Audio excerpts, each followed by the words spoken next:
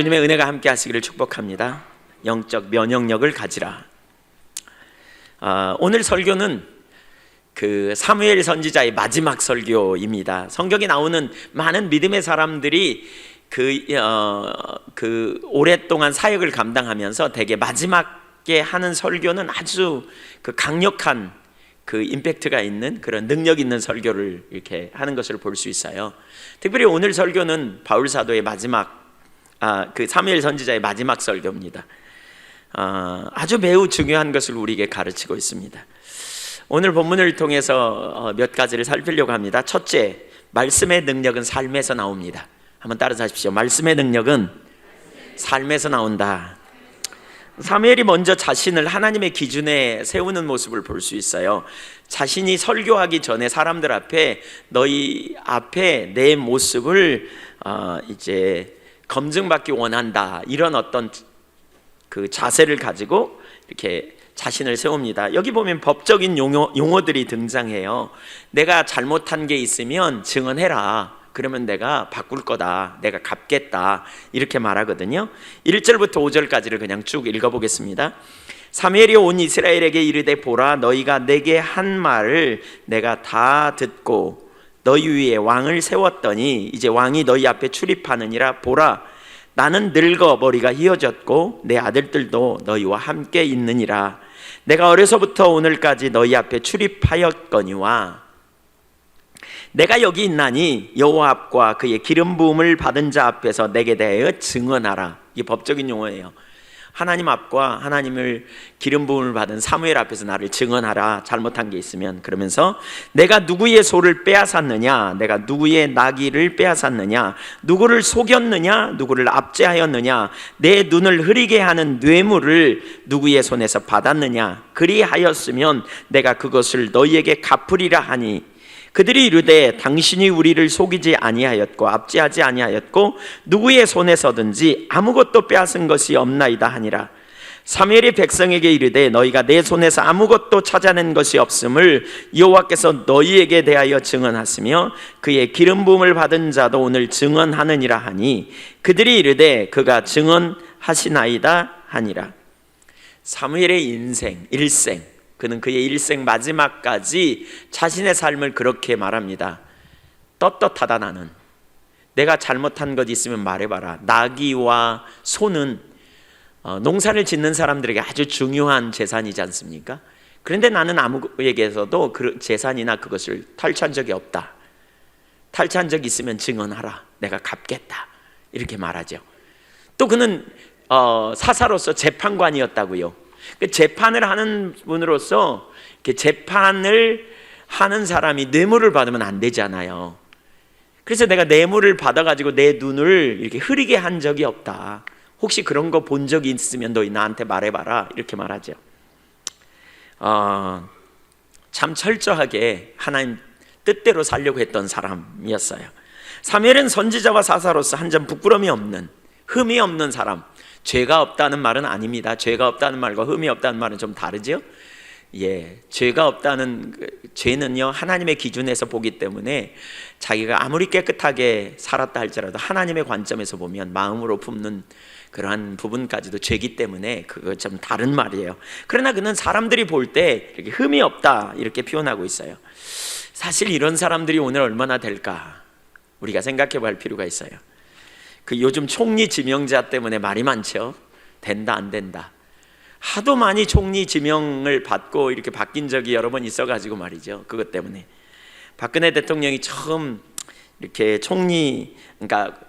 대통령이 당선되어서 처음 총리 지명을 받은 분, 헌법재판소장 출신의 아주 청렴결백의 모델 같은 분이 있었죠. 19살에 사실을 패스해가지고 제일 어린 나이에 패스해가지고 두루 그냥 판사로서 아주 공직을 두루 거쳤던 아주 그런 사람. 근데 그분도 결국요, 그분을 세우면서 기강을 세우겠다, 나라의 기강을 세우겠다 그랬고요. 그분을 세우면서 이렇게 억울한 일이 없도록 약한 자의 편에 서겠다, 이렇게 대통령이 그러니까 대통령이 그런 말을 표현했는데 결국 그분도 이렇게 청문회를 통과하지 못했죠. 중간에 하차했어요. 왜요? 두 가지 이유였어요. 부동산 투기한 거, 그러니까 결국 불법을 한편으로 행했단 말이에요. 그리고 자녀를 군대 못 보낸 거. 또 이번에도 얼마 전에 대통령께서 누구 총리를 지명했는데요, 그분도 결국 검사 출신으로서 아주 그냥 서슬퍼런 검사의 법 집행하던 사람이었지만 결국 그도 이렇게 사퇴하고 말았어요. 왜요? 그가 변호사 개업하고요 5개월 만에 16억 원이라는 돈을 벌었다는 거예요. 변호사 수임료로. 그러니까 엄청나게 많은 돈을 받은 거죠. 전관예우라는. 그래서 그분 때문에 나온 말이 있죠. 마피아, 관피아 뭐 이런 말. 그러니까 사실은 깨끗하다고, 어쩌면 모델 같은 사람이라고 이렇게 말이 불리워지지만 결국 깨끗하지 못했다는 거예요. 그런 의미에서 본다면 사무엘은 정말 대단한 사람이었어요. 하나님 앞에서 그리고 사람들 앞에서 자신이 어떤 사람이었는가 떳떳한, 헌신된, 그리고 정말 하나님 중심적인 그런 삶을 살았던 사람. 그렇기 때문에 그의 마지막 설교는 더더욱 능력이 있었을 거예요. 어쩌면 그가 하나님의 말씀이 앞에 사실 성경에 보니까 뭐라 그러냐면 그가 선포한 메시지는 땅에 하나도 떨어지지 않았다는 거거든요. 그렇게 표현하고 있거든요. 사무엘상 3장에 보면. 그러니까 하나님께서 그를 그만큼 뒷받침하셨다는 거거든요. 그러니까 우리 그리스도인의 삶이 바로 이와 같은 삶이기를 하나님은 이렇게 기대하시죠. 그래서 로마서 12장 1절에 보면 이렇게 말합니다. 그러므로 형제들아, 내가 하나님의 모든 자비하심으로 너희를 권하노니 너희 몸을 하나님이 기뻐하시는 거룩한 산 제물로 드리라. 이는 너희가 드릴 영적 예배니라. 2절, 너희는 이 세대를 본받지 말고. 그러니까 영적 예배, 거룩한 산 제물로 너희 몸을 드리라, 너희 삶을 드리라. 그런 삶이 되려면 뭐가 있어야 된다고요? 거기 이 세대를 본받아서는 안 된다. 오직 마음을 새롭게 해야 된다. 변화를 받아야 된다. 그래서 하나님의 선하시고 기뻐하시고 온전하신 뜻이 무엇인지 분별하여 그렇게 살아야 된다라고 말씀하고 있어요. 이 세대 본받아서는 안 된다는 거예요. 우리 그리스도인은 세상과 구별된 삶이 돼야 돼요. 예수님께서 산상수훈에서 마태복음 5장에 보면 13절 이하에 너희는 세상의 소금이라. 소금이 그 맛을 잃으면 무엇으로 짜게 하리요? 너희는 세상의 빛이라. 산 위에 있는 동네가 감추지 못한다. 그 빛은 등경 아래 두지 않고 말 위에 둔다. 높은 곳에 두어서 비치게 한다. 세상이 어두울수록요 빛이 필요합니다. 세상이 썩어갈수록 소금이 필요합니다. 세상이 몸이 건조할수록 맛을 내는 소금이 있어야 합니다. 근데 소금이 맛을 잃는다는 말의 의미가 뭘까요? 제가 전에 우리 전정우 전사님한테 물어봤어요. 본가가 염전을 하니까요, 소금이 맛을 잃는다는 의미가 뭘까? 이렇게 물었더니 불순물이 많이 섞인 거죠 그러더라고요. 불순물이 섞이면 소금이 썩는데요. 우리 그리스도인이요 구별된 자리에 있어야 세상을 변화시키고 세상을 바꿀 수 있는데 불순물이 많이 섞였다는 거죠. 불순물이 섞인다는 말은 뭐예요? 이 세대적인 가치관이 우리의 삶에 휩쓸고 그 가치관이 우리 가운데 여전히 있다면 우리는 세상에서 구별된 삶을 살 수 없다는 거예요. 무엇보다 중요한 게 그거더라고요. 어떤 사람이 변화됐느냐? 그러면 변화됐다면 뭐가 변화됐냐면 그 사람의 가치관이 변화된 거예요. 가치관이 바뀌어야 진짜 변화가 있어요. 가치관이 안 변하면 말씀을 아무리 많이 알아도 밑바닥에 깔려있는 가치 있는 것을 보는 눈이 세속적이기 때문에 세상적인 방법을 택하고 세상적인 길을 택하고 인본주의적인 방법을 따라갈 수밖에 없어요. 그러니까 성경을 많이 알매도 불구하고 근본적으로 택할 때는 세상의 욕심, 세상의 사람들이 추구하는 가치관대로 따라가 버려요. 그래서 문제가 자꾸 발생한다고요. 어려움이 오는 거예요. 제가 지난 1월 달에 남아프리카 공화국에 갔다 오면서 정말 우리가 하나님의 영광을 위해서 이 땅에 할 일이 정말 많구나 이런 생각을 하고, 또 다른 한편으로는 우리가 진짜 가난한 자를 섬기고 정말 그리스도의 제자로서 이 땅에서 하나님 나라와 영광을 위해 우리가 살아야 되겠구나라는 생각을 이렇게 하게 됐어요. 근데 그 삶을 살기 위해서 무엇보다 우리 가운데 뭐가 필요할까라는 생각을 이렇게 비행기 안에서 쭉 오면서 했고요. 하는데 결국 그거더라고요. 우리의 삶이 거룩한 삶으로 변해야 된다는 거예요. 그러니까 세상이 어두울수록 구별되지 않으면 세상에 말하는 게 설득력이 없어요. 너도 똑같은데 뭐 이렇게 말하는 거죠. 요즘 어떤 사람들은 그런 표현을 한다 그러잖아요. 인터넷에 보면 그런 말이 떠돌아다니죠. 개혁 대상 1순위가 교회라고. 무슨 얘기예요? 우리가 변화되지 않은 채로 어떻게 세상에 변화의 목소리를 내겠는가 하는 거죠. 우리가 혼합주의에 가득하여 세상의 가치관과 별과 다를 바가 없으면서 어떻게 다른 사람에게 변화되라고 말할 수 있겠는가 하는 거예요. 우리 그리스도인이 능력이 있으려면요, 세상에서 빛과 소금의 역할을 하려면요, 우리가 거룩한 삶, 이 사무엘과 같은 삶을 사모해야 돼요. 근데 그렇게 되려면 하나님과 친밀한 교제가 핵심입니다. 모든 사람이 이렇게 몸 안에 암세포를 가지고 있대요. 암세포가 없다 생기는 게 아니고요, 암세포가 우리 몸 안에 많이 있대요. 근데 그 면역력, 그러니까 건강하면, 우리 몸이 건강하면요, 바꿔 말하면 면역력이 있으면 그 암세포를 극복한대요. 암세포를 이긴대요. 근데 면역력이 떨어지면 암세포가 힘을 내가지고 정상세포를 공격하면서 암이 발생하는 거예요. 그래서 이 면역력이 참 중요하죠. 면역력이 참 중요해요. 근데 우리 영적인 문제에서도 이 면역력이 있다는 걸 아십니까, 여러분? 영적인 영역에서 이 면역력을 가져야 우리 삶에 승리가 있어요. 능력이 있어요. 제가 이번에 그 서울에 가가지고 이렇게 온누리교회 가서 이렇게 말씀을 강의가 있어서 거기 지하철을 타고 가는데 지하철 안에 그런 글이 있더라고요. 이렇게 면역력, 면역체계, 우리 몸이 스스로 병을 이긴다. 그래서 무슨 병은 며칠, 무슨 병은 며칠. 거기 보니까 못 고칠 병이 하나도 없어요. 2달만 지나면 다 고쳐, 무슨 병이든지. 그분이 그냥 거기다 벽에다 써놨어요, 선전을 보면서. 그러면서 누구든지 연락하고 오세요, 전화하세요, 책 무료로 나눠드립니다. 저도 솔깃해지더라니까요. 가서 한번 책 좀 받아봐, 뭐 이런 생각. 그 내용인즉슨 뭐 거기에 내용인즉슨 그거예요. 면역력을 키우면 면역력이 강해져서 우리가 스스로 치유한다는 거예요. 요즘 텔레비에서도 면역력 얘기를 참 많이 하는 모양이더라고요. 무슨 장을 건강하게 하기 위해서 이런 얘기. 우리 육체의 건강을 위해서 면역력이 강하면 이렇게 상당히 우리 육체가 이렇게 활발해져요. 개인적으로 저 같은 경우에 이렇게 최근에 좀 제가 건강해졌다는 생각을 많이 갖습니다. 엄청 바쁘게 보내잖아요. 그럼에도 불구하고 이렇게 많이 건강해졌구나. 감기 같은 것도 제가 안 걸리고, 그러면서 내 몸에 면역력이 있나 보다, 좀 생겼나 보다, 제가 이런 생각을 했습니다. 근데 말이에요, 영적인 문제에서도 이 면역력이 있다고요. 우리가 사는 세상에 유혹이 없습니까? 있습니다. 우리가 사는 세상에요, 우리가 구별된 세상에서 살고 우리가 이 세상과 담을 쌓고 살려면 수도원이나 어디 산속으로 들어가야 됩니다. 근데 산속으로 들어가도 그 유혹이 없는 게 아니에요. 마귀가 뭐 거기는 없나요? 거기에서도 여전히 우리를 공격하고 생각을 통해 오는 공격이 수도 없기 때문에 끊임없이 유혹이 있단 말이에요. 근데 그 유혹을 이길 수 있는 비결이 있어요. 그게 뭐냐? 면역력을 키우는 거예요. 제가 이번 주간에 깨달은, 지난 주간에 깨달은 한 가지 생각입니다.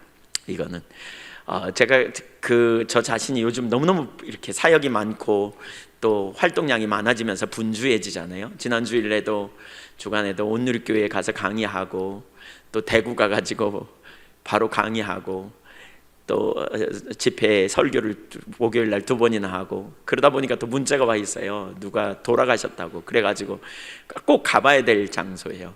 근데 그 다음 날 새벽 5시에 발인한다 그래가지고 그 저녁 시간에 마치고 가가지고 1시 반에 도착해서 또 거기 가서 발인 예배 하려고 5시에 일어나가지고 가가지고 하고, 또 갔더니 그날 또 마침 또 누가 수술한다 그래가지고 거기 또 수술실에 들어갈 때까지 보고 있다가 돌아오니까 얼마나 파김치가 되는지. 근데 제가 가만히 제 모습을 보니까 괜히 짜증이 많이 나고요, 마음이 참 힘들더라고요. 제 아내가 별스럽지 않은 말을 하는데도 상처가 되기도 하고, 또 자꾸 이런저런 생각이 제 속에 오기도 하고, 자꾸 여러 가지 혼돈이 오기도 하고. 그래서 왜 그러지? 왜 내가 도대체 이러지? 별것도 아닌데 왜 이렇게 그런 말을 듣고 그냥 괜히 짜증이 나고, 괜히 상처가 되려고 그러고, 괜히 신경질이 나지, 마음이 낙심이 되려고 그러기도 하고, 도대체 뭐가 문제지? 이런 생각을 하고요, 기차를 타고 오는데 거기서 갑자기 그 생각이 들었어요. 내가 지금 영적으로 면역 체계가 무너진 거다. 그럼 우리가 어떻게 면역력을 가질 수 있을까? 면역력을 갖는 게 뭐예요? 결국 여러분, 우리의 초점이 주님께 가 있으면요, 우리가 주님과 친밀한 교제 안에 있으면요, 우리에게 면역력이 강해져요. 유혹이 오지만 이겨요. 공격이 오지만 승리해요. 요셉의 이야기를 잠깐 생각해 볼까요? 요셉은 형님들에 의해 애굽에 팔리잖아요. 거기 보디발 장군에게 팔렸어요. 얼마나 낙담되겠어요? 얼마나 힘들겠어요? 여러분, 우리가 어려움이 오거나 문제가 오면요, 낙담되고 좌절해버려요. 쓰나미 돼요. 어떤 사람은 평안할 때는 문제가 없지만 그 환경에 들어가면 그냥 죽을 것 같을 거예요. 마음에 쓴뿌리가 오고 형님들이 자기를 팔았다는 배신감에, 또 그는 아버지의 사랑받는 무릎 안에서 자라는 정말 어리광 부리고 특별 대우를 받았던 아들인데 그가 종으로 팔려가가지고 거기서 온갖 고생을 할 때 그의 심정이 어떻겠어요? 근데 그는 거기서요 낙심하거나 좌절하지 않았어요. 그뿐만 아니라 인정받아요. 가정 총무가 됐어요. 근데 여러분, 그 상황에서 또 유혹이 또 들어오잖아요. 보디발 장군의 아내가 와가지고 자기하고 동침하자는 거예요. 보디발 장군의 아내가 꽤 미모를 가졌을 것 같아요. 장군의 아내고요, 꽤 잘 나가는 사람이었어요. 근데 동침하자 그러니까 심지어는 어느 날 끌어안았나 봐. 그냥 옷을 잡고, 그러니까 옷 벗고 그냥 그가 도망가 버립니다. 그도 젊은 남자인데 그런 유혹 앞에 어떻게 그가 그것을 잘 견디고 넘어갈 수 있었을까? 그뿐만이 아닙니다. 그것 때문에 억울한 누명을 쓰고 또 감옥에 갇힙니다. 얼마나 낙심될 환경이에요. 죽을 것 같았을 거예요. 근데 그는 그 유혹에, 그 공격에, 그 상황에, 그 감정에 휩쓸리지 않습니다. 그는 놀랍게 거기서요 배우고 깨닫고 승리하게 됩니다. 원망과 불평의 쓴뿌리를 갖지 않습니다. 나중에 그렇게 말합니다. 원망과 불평의 쓴뿌리를 가지고 이제 있었더라면 형님들이 그에게 왔을 때 그가 아마 형님들을 뒤통수를 때리든지 형님들을 그냥 감옥에 쳐넣든지 억울해가지고 그랬을 겁니다. 그러나 그는 전혀 그렇게 하지 않습니다. 조금도 그렇게 하지 않습니다. 형님들을 기꺼이 용서하고 형님들을 기꺼이 그는 이제 가족들을 돌봐주겠다고 고백합니다. 얼마나 놀라운 역사가 그의 삶에 나타나는지 모릅니다. 신나는 일들이 일어났습니다. 어떻게 그럴 수 있었을까요? 그는 면역력이 있어서 그래요. 영적 면역력이 있었다니까요. 영적으로요 그는 강건한 사람이었어요. 영적으로 그는 신나는 자리에 있었던 사람이에요. 창세기 39장에 보니까 요셉이 그럴 수 있었던 것은 요셉이 하나님과 함께 했다는 거예요. 여러분, 우리가 하나님과 함께 한다는 거 이론으로 다 알아요. 하나님과 함께, 여러분과 함께 하심을 믿으십니까? 예, 이론으로는 다 안다니까요. 근데 문제는 뭐냐? 내가 지금 내게 하나님이 함께 하신다는 사실을 깨닫고 그 하나님과 동행하는 자리에 있어야 능력이 있어요. 제가 그런 공격이 제게 있고 유혹이 제게 있고 그러는 것 같아서 제가 제 아내한테 그랬습니다. 지금은 말할 때가 아닌 것 같다고. 지금은 내가 주님을 찾아야 될 때인 것 같다고. 지금은 내가 사역할 때가 아닌 것 같다고. 지금은 내가 주님 구해야 될 때인 것 같다고. 짧은 시간이라도 그때부터 집중적으로 개인적으로는 주님을 찾는 시간을 가졌습니다. 개인적으로 주님을 구했습니다. 사람들이 저에게 얘기를 하자고 전화도 많이 오고 여기저기서 상담도 하자고 그랬지만 많이 나름대로 절제도 하고, 그리고 주님 찾으려고 초점을 저에게 두었습니다. 그리고 주님께 초점을 두면요 우리가 강건해집니다. 그래서 제가 예배를 되게 중요시 여기는 이유가 거기 있어요. 예배는 그냥 한 시간에 와서 앉아 가는 게 아닙니다. 우리가 경배 찬양을 중요시 여기잖아요. 저를 보세요. 찬양 경배 중요시 여깁니다. 되게 중요시 여깁니다. 여러분, 찬양 경배에 늦으면 예배에 늦은 겁니다. 우리가 하나님께 드리는 핵심 요소 중에 하나가 찬양 경배거든요. 헌금하고 찬양 경배만 하나님께 드리는 거예요. 찬양 경배를 아주 중요시 여겨요. 근데 찬양 경배를 여러분 어떻게 하시는지 가만히 생각해 보세요. 여러분이 혹시 노래방에 가보셨습니까? 혹은 노래방 안 가보셨어도 유행가를 혹시 부를 때 어떻게 부릅니까? 유행가 가사를 생각하고 그 가사의 그 감정을 이입해서 여러분 부르지 않습니까? 그래서 어떤 때는 유행가를 듣다가 혹은 부르다가 그 센치한 감정에 여러분 쫙 빨려 들어가지 않나요?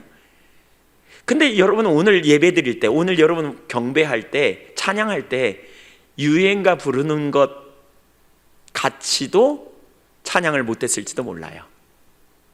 유행가 부르는 것만큼도 찬양 못했을지 몰라요. 하나님께 예배를 드린다고 하면서 우리는 그 가사 하나하나에 우리의 마음을 싣고 그 가사 하나하나에 동조하면서 믿음으로 고백하면서 우리가 주님께 나가야 되거든요. 근데 어쩌면 그냥 남들이 하니까 하고 그냥 앉아서 머릿속에 온갖 딴 생각하면서 그걸 하나님이 받으실 것 같으세요? 여러분, 그 찬양은 올바르지 않아요. 저는 찬양하면서 그렇게 합니다. 저의 마음을 주님께 드립니다. 믿음으로, 그냥 공중을 향해 그냥 내뱉지 않습니다. 믿음으로. 히브리서 11장 6절에 그렇게 말하잖아요. 믿음이 없이는 기쁘시게 못하는 하나님께 나가는 자는 반드시 그가 계신 것과 자기를 찾는 이들에게 상 주시는 이심을 믿어야 할지니라. 하나님이 계세요. 그러니까 믿음으로 하나님을 찾는 거예요. 그래서 믿음의 눈으로 하나님을 바라봐요. 믿음의 눈으로 말이죠. 하나님은 영이시기 때문에 형상이 없지만 믿음의 눈으로 그분을 바라봐요. 어떻게 바라보느냐? 사람이 서로 이야기할 때 눈과 눈을 보는 것처럼 그렇게 하나님을 의식하면서 봅니다. 믿음의 눈으로 그분을 보려고 합니다. 그리고요, 그분과 함께 있기를 원하고 그분을 알기를 원하고 그분께 영광을 돌리고 그분이 이루어 놓으신 구원과 우리와 동행하시는, 우리에게 베푸신 은혜를 인하여 감사하고 기뻐하고 내가 주님과 함께 있는 것이 나의 유일한 열망이고 소망임을 고백하며 가사 하나하나에 내 온 마음을 실어서 그분을 높이고 찬양합니다.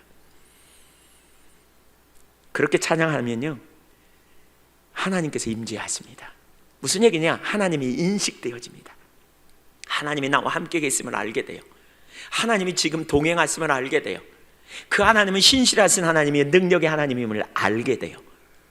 그렇게 되면 무슨 일이 벌어지냐? 우리의 영적인 면역력이 생긴다니까요. 그 하나님이 인식되어지면 하나님 코람데오라는 말은 in the presence of God, 하나님의 임재 앞에서 내가 서는 거예요. 그분이 인식되어져요. 그러면 무슨 일이 벌어져요? 여러 가지 영적인 병균들이 우리를 침공하려고 해요. 여러 가지 환경적으로 문제가 있고요, 또 우리가 환경에 반응해서 낙심하고 좌절될 만한 일들이 우리 가운데 많이 일어날 수 있어요. 그런 순간에도 내 초점을 주님께 두고 주님께 고정된다면 환경의 쓰나미로 휩쓸리지 않는다니까요. 유혹이 오지만 이겨낼 수 있어요. 왜요? 주님이 인식되기 때문에. 거기에 놀라운 승리가 있어요. 영적인 면역력이 우리 가운데 있어야 돼요. 그 자리에 있을 때 우리는 놀라운 승리가 있어요. 그래서 여러분, 매일 아침 주님을 찾으셔야 돼요. 우리가 하나님과 친밀한 교제로 나아가기 위해서 아주 중요한 두 가지 요소가 있어요. 필수적인 요소가. 하나는 뭐냐? 말씀을 정기적으로 묵상해야 돼요. 우리 2주 전 주일 예배에 말씀 묵상에 대해서 나눈 적이 있거든요. 그리고 이제 우리 7월부터 말씀 묵상 노트를 만들어서 나갈 겁니다. 말씀을 여러분 적고 묵상하고 그걸 적용하고 하는 노트를 만들었습니다. 그래서 7월 달에 나올 겁니다. 그게 나오고 이제 그 부분을 가지고 정기적으로 묵상해야 합니다. 말씀을 가까이 할 필요가 있습니다. 말씀을 묵상하여 오늘 내게 하나님 주시는 메시지를 우리가 받고 그 말씀을 묵상하는 가운데 우리의 삶이 풍요해집니다. 그러면서 동시에 뭐 하느냐? 하나님을 예배하는 겁니다. 초점을 그분께 두고 주님을 찾고 구하고 갈망하는 거예요. 이렇게 찾고 구하고 갈망하는데 하나님의 임재가 없다, 그러면 뭐가 문제냐고 그때부터 찾으셔야 돼요. 어떤 환경에서든지 어떤 자리에서든지 그렇게 주님을 찾고 그렇게 주님을 갈망하고 그렇게 주님을 구하고 자꾸 그 자리로 가야 된다니까요. 하나님 앞에 자신을 세우고 구하고 열망하고 사모하고 나아갈 때 놀라운 능력 역사를 경험하게 된다니까요. 하나님을 찾고 구하는, 지속적으로. 우리 삶에 많은 유혹이 있으나 영적으로 건강하면 승리해요. 예. 한순간이 아니고요, 지속적인 그러한 동행이 우리 가운데 있을 때 우린 놀라운 승리가 있어요. 여러분, 영적인 면역력이 우리 가운데 주어진다 그랬죠. 영적인 건강함, 면역력, 그게 뭐라고요? 하나님과 친밀한 교제, 하나님이 인식되는 삶. 이게 되면요, 사람이 뭐라 그래도 별로 상처도 안 받아요. 환경이 어떠든지 상관없어요. 왜냐하면 주님이 나와 함께 하심을 알기 때문에. 그런 건강함이 여러분 안에 있기를 축복합니다. 그런 건강함이 우리 가운데 있어야 승리해요. 그 자리를 찾아야 돼요. 그래서 저는 예배를 그냥 드리지 않아요. 경배할 때 그냥 하지 않아요. 제가 온 힘과 열망을 다해 허공을 치는 것처럼 그냥 감정 없이 그냥 입술만 열었다 닫았다 하는 찬양이 아니고 제 생각을 집중시키고 주님 앞에 나가는 거예요. 그분을 알기를 원하고 그분과 함께 있기를 원하는, 그분의 통치 가운데 그분의 주권 가운데 있기를 열망하고 사모함으로 그분 앞에 가는 거예요. 주는 내가 원하는 모든 것 알게 하소서. 주 함께 계심을, 주님 자신을 구하고 주님의 임재 가운데 있기를 원하고 주님의 동지 가운데 있기를 원하는, 우리가 그렇게 온 열정과 열망과 우리의 마음을 다하여 주님을 찾을 때, 주님의 임재를 우리가 경험하면 들어올 때, 예배당에 올 때 낙심되고, 예배당에 올 때 좀 혼돈스럽고 좀 마음이 심란하고 들어왔다가 그렇게 예배드리고 나가는 순간 다 끝나요. 끝난다고요. 주님이 나와 함께 하시는데. 여러분이 혼자 그러고 있다가 무릎 꿇고 주님을 찾기 시작해요. 혼자 차를 운전하면서 찾든지, 아니면 저녁에 자기적인 찾든지, 아침에 일어나서 주님 찾든지, 한가한 시간을 가지면서 주님을 구하기 시작하면, 주님의 임재가 여러분에게 있고 주님이 선명하게 인식되어지면, 그때 우리는 주님 앞에 그런 고백이 된다니까요. 하나님 감사합니다. 이 환경 가운데서 저를 가장 선한 길로 인도하실 것을 제가 알기에 감사합니다. 하나님, 잠시라도 제가 낙심했던 거 회개합니다. 잠시라도 내가 두려웠던 거 회개합니다. 끝나요. 그 자리에서 하나님 잘못했습니다. 제가 사람을 판단하고 있었습니다. 하나님, 그것이 죄인 걸 압니다. 용서해 주세요. 그래서 판단하고 섭섭한 마음 가졌던 마음이 금방 돌이켜 축복의 자리를 전환된다니까요. 왜냐하면 내게는 주님이 계시니까. 주님이 인식되는 가운데, 동행하는 가운데 영적인 강건함, 면역력이 있다니까요. 이런 면역력이 여러분에게 있기를 축복합니다. 유혹이 없어지도록 기도하지 마세요. 기도하세요. 시험에 들지 않도록 기도하라 그랬으니까. 그러나 유혹이 없어질 것을 기대하기보다는요, 여러분이 강건하면 있어봤자예요. 그게 암세포가 있어봤자라니까요. 강건하면.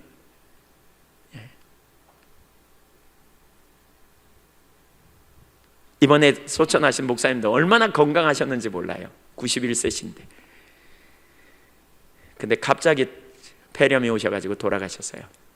어떻게 돌아가셨냐고 물어봤더니 면역력이 떨어져서 그렇다고. 그러고 보니까 이번 주간에 제가 면역력 얘기를 많이 들었습니다. 영적 건강함이 있으면요, 우리 쉽게 안 넘어집니다. 안 빠집니다. 그래서 우리는 주님 찾아야 돼요. 주님 구하시라고요. 집중해서 주님 찾으세요. 동행하시면 승리가 있어요. 여러분, 오늘부터 그렇게 찾으시면 여러분이 오늘 설교를 들은 이후부터 내가 너희에 대하여 누구 것을 훔쳤느냐? 내가 거짓말한 적이 있냐? 내가 너희를 속였느냐? 있으면 말해봐. 이런 아마 당당함의 자리에, 떳떳함의 자리에 서지 않겠는가 하는 거예요. 우리가 그러한 자리에 설 때 세상에서 우리는 하나님의 영광을 드러내요. 어떤 분들은 사소한 유혹이 오면 금방 넘어가요. 내내 잘 쓰임받다가 어떤 유혹에 순식간에 넘어져 버리는 경우를 우리가 얼마나 많이 봤습니까? 왜 그렇습니까? 면역력이 약해서 그렇다니까요. 그래서 친밀함 하는 거예요. 그래서 하나님과 친밀한 교제를 위해 주님을 찾자는 거예요. 그래서 정기적으로 시간을 갖고 정기적으로 말씀을 묵상하는 게 우리 삶에 능력이 있다는 거예요. 여러분, 그런 기본적인 부분들마저 놓치면서 건강하기를 여러분이 바란다면 안 된다는 거예요. 정기적으로 그런 시간을 가지세요. 그렇게 집중해서 주님을 찾고 승리케 되기를 소원합니다. 이런 지도자들이 되어야 합니다. 가정에서도요, 삶의 현장에서도요. 그럴 때 하나님께서 우리를 권위를 주시고 능력을 부으셔서 승리케 하실 거라는 거예요. 두 번째, 생각해야 합니다. 두 번째, 생각해야 합니다. 오늘 본문은 사무엘 설교의 결론입니다. 12장 24절을 보겠습니다. 저는 오늘 설교의 그 결론이며 핵심이라고 생각하는데 같이 읽죠. 시작. 너희는 여호와께서 너희를 위하여 행하신 그 큰 일을 생각하여 오직 그를 경외하며 너희의 마음을 다하여 진실히 섬기라. 여기 세 가지가 아주 중요합니다. 첫째 뭐냐? 생각하라는 거예요. 여호와께서 너희를 위하여 행하신 그 큰 일을 생각하라. 두 번째, 오직 그를 경외하라. 세 번째, 마음을 다하여 진실히 섬기라 그랬어요. 그러니까 하나님을 생각하는 거, 생각의 중요성은 여러분 수도 없이 제가 나눴죠. 생각이 얼마나 중요한지. 성경에 생각이라는 단어가 되게 많이 나와요. 제가 생각이라는 단어를 다 찾아봤어요. 구절, 생각이 나오는 구절. 근데 너무너무 중요해요. 무릇 지킬 만한 것보다 내 마음을 지키라. 이 부분도 뭘 지키라는 생각을 지키라는 거예요. 우리 생각이 어떠하냐에 따라서 그 사람의 위인이 그러하다 이런 표현도 있죠. 예, 또 육신을 좇는 자는 육신의 일을 생각하고 영을 좇는 자는 영의 일을 생각해요. 생각이 얼마나 중요한지 몰라요. 근데 무엇보다 우리가 정말 영적인 그 면역력, 건강함을 가지려면요, 이 생각을 잘해야 돼요. 생각을 많이 해야 돼요. 지금 오늘 본문은요, 그 전쟁을 이긴 후에 길갈에서 사무엘상 12장에 그 길갈로 모이라 그러고 길갈에서 사울을 공식적으로 왕으로 세우잖아요. 모두가 다 기뻐해요. 근데 이때 사무엘이 오늘 12장에서 갑자기 그들에게 설교를 하기 시작해요. 근데 그 설교 내용인즉슨 다 기뻐하고 좋아하는데 찬물을 끼얹는 듯한 그런 설교 내용이에요. 왜냐하면 사무엘은 하나님의 관점을 가졌던 분이거든요. 영적인 분별력을 가지고 있어요. 그래서 그들이 좋아하는 것이 좋아할 일만 아니라는 거예요. 하나님 편에서 볼 때 그것은 심각한 죄라는 것을 짚고 넘어가요. 그래서 그들이 어떻게 해야 될지 이걸 가르치는 거예요. 우선 그들이 왕을 구한 행위는 하나님을 떠난 것이었기 때문에 그것을 정확하게 전달하는 거예요. 그래서 이 순간에 이스라엘 백성들에게 생각해 보라고 지금 말하는 거예요. 그들이 하는 행동이 죄라는 사실을 깨닫기 위해서 이렇게 나누는 거거든요. 그러니까 우리가 잘 나갈 때 들어야 될 메시지가 있어요. 못 나갈 때도 메시지를 들어야 되지만 잘 나갈 때도 메시지를 들어야 돼요. 사실 이들의 문제는 뭐예요? 자기들이 때를 쓰면서 하나님 앞에 기도했어요. 왕을 달라는 거예요. 하나님이 그들을 친히 돌보셨고 보호하신 친히 왕 노릇하셨는데 이제 눈에 보이는 왕을 달라는 거예요. 그래서 때를 쓰면서 기도해가지고 결국은 왕을 얻어내요. 그리고는 그 왕 때문에 기뻐하는 거예요 지금. 그러니까 하나님이 그러시는 거예요. 너희 때 쓰면서 왕 세워달라 그래서 내가 세워줬어 지금. 그런데 이것을 기뻐하지 말고 너희가 어떤 자리에 있는지를 돌아봐야 돼, 이렇게 지금 말씀하시는 거죠. 자, 그러면서 세 가지를 여기서 말하고 있는데요. 그러니까 우선적으로 생각해야 될 내용이 있어요. 첫째, 역사를 통해 보는 하나님과 이스라엘의 관계예요. 그러니까 그걸 생각해 보라는 거예요. 역사 속에서 이스라엘 백성들이 어떻게 했는가를 생각해 보라는 거예요. 이 사무엘의 설교는 아주 논리적입니다. 논리적이에요. 그래서 이스라엘 백성들이 꼼짝 못하도록, 저는 개인적으로 제가 오늘 그 사무엘상 12장을 보면서 하나님 저도 사무엘처럼 설교할 수 있게 해주세요, 제가 이렇게 기도했습니다. 아주 논리적이에요. 우선 보세요. 과거에 이스라엘 백성들이 했던 신앙적인 일정한 패턴을 소개하고 있는데요, 6절 7절을 보겠습니다. 사무엘이 백성에게 이르되 모세와 아론을 세우시며 너희 조상들을 애굽 땅에 인도해 내신 이는 여호와이시니 그런즉 가만히 서 있어라. 여호와께서 너희와 너희 조상들에게 행하신 모든 공의로운 일에 대하여 내가 여호와 앞에서 너희와 담론하리라. 이렇게 말하는 거죠. 그러니까 창세기 후반절부터 이렇게 여호수아까지를 이렇게 쭉 설명하는데 그 뒤에 그러면서 뭐라 그러냐면 여호와가 너희를 구원하셨지, 그러니까 내가 지금부터 너희와 구원자이신 하나님 앞에서 내가 너희하고 변론해보리라. 누가 옳은지 한번 보자, 이렇게 말하는 거예요. 너희를 구원하신 하나님 앞에. 이 말은 뭘 얘기하냐면 하나님을 인식하게 하는 거예요. 하나님이 너희를 구원했잖아. 그러니까 모세의 이 사무엘의 설교는 매우 논리적이라니까요. 그들을 우선 하나님 앞에 세워요. 그래서 하나님 앞에서 나부터 검증받고 그 다음에 너희 검증하자, 이제 이런 거죠. 그러면서 너희를 구원하신 하나님 앞에서 한번 우리 서로 누가 옳은지 따져보자, 이런 얘기예요. 그러면서 8절 이하를 보겠습니다. 야곱이 거기 동사를 잘 보셔야 돼요. 야곱이 애굽에 들어간 후, 여기 들어간 후라는 단어, 너희 조상들이 여호와께 부르짖음에 여호와께서 모세와 아론을 보내사 그 두 사람을 너희 조상들을 애굽에서 두 사람으로 너희 조상들을 애굽에서 인도해 내어 이곳에 살게 하셨으나, 그 내용이 뭐예요? 아브라함 때 약속을 주시고요, 야곱 때에 요셉이 애굽의 총리로 가가지고 흉년이 들어서 결국 애굽으로 내려가잖아요, 70명의 사람들이. 그러고는 400년 동안 거기서 종살이 하니까 막 그들이 부르짖어요. 그랬더니 하나님께서 출애굽기 3장에서 뭐라 그래요? 모세를 딱 보내요. 그래가지고 그들을 인도해내요 거기서. 그리고 광야를 거쳐가지고 그들을 가나안 땅으로 이끌어 들이셨어요. 그 장면을 지금 요약하는 거예요. 한마디로 말하면 이스라엘의 역사를 쫙 요약해서 말하는 거예요. 하나님이 너희를 구원해냈지, 이걸 말하는 거예요. 그러면서 이렇게 이렇게 그렇게 냈는데 너희에게 문제가 있다는 거예요. 문제가. 그 무슨 문제냐? 9절을 보세요. 9절. 9절, 10절, 11절 쭉 읽겠습니다. 그들의 하나님 여호와를 잊은지라. 여기 핵심은 이 단어입니다. 하나님을 잊어버렸다는 거예요. 구원자 하나님을 금방 잊어버려버렸어.